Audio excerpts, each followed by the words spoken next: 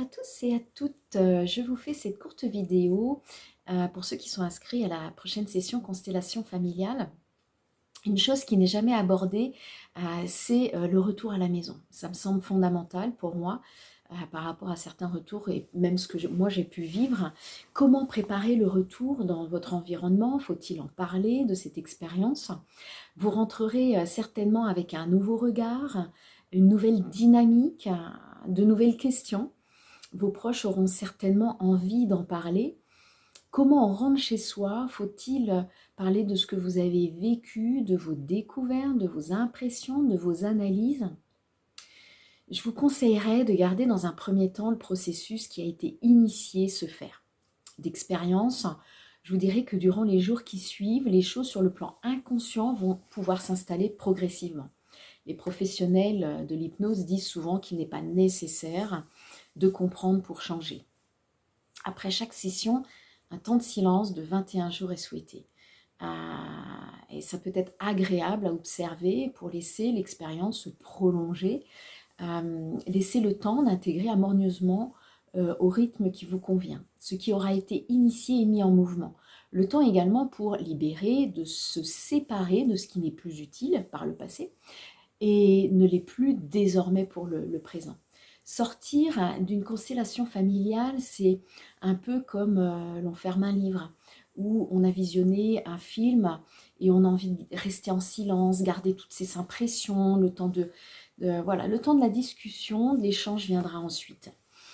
Participer à une constellation familiale, c'est faire ce type d'expérience, c'est beaucoup plus, à moins d'y avoir déjà participé. Il est difficile de mettre des bons mots sur des impressions, des choses sur lesquelles il est impossible de conclure quoi que ce soit.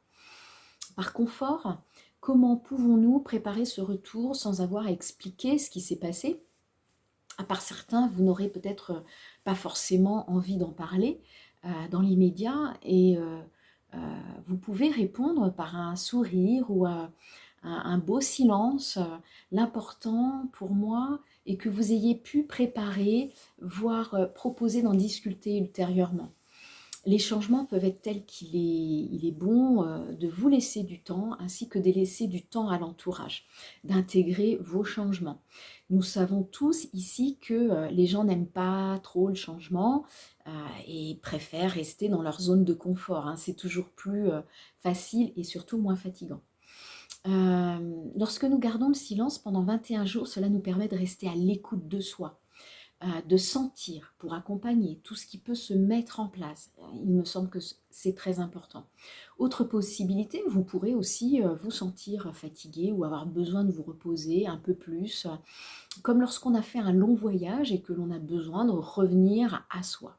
C'est d'autant plus important que le travail que nous aurons fait ensemble est un travail qui peut être très intense sur un plan énergétique. Vous l'avez donc bien compris, l'objectif ici, c'est de préparer son entourage qui peut être amené à s'interroger sur les raisons de votre changement d'identité. L'entourage doit aussi être amené à comprendre les bénéfices qu'ils peuvent aussi tirer de vos changements personnels. Je vous invite à expliquer simplement que tout le monde y gagne, hein. C'est donc une stratégie gagnant-gagnant. Et il était important pour moi de vous faire cette vidéo. Je vous en prépare une autre où je vous communiquerai soit avant ou après la constellation sur la communication. Je vous parlerai de communication, j'ai hâte de vous retrouver. J'espère que cette courte vidéo vous aura été utile et bien sûr, si vous voulez partager avec moi, c'est avec plaisir. Nous restons en contact. Je vous dis à très vite. Je me réjouis.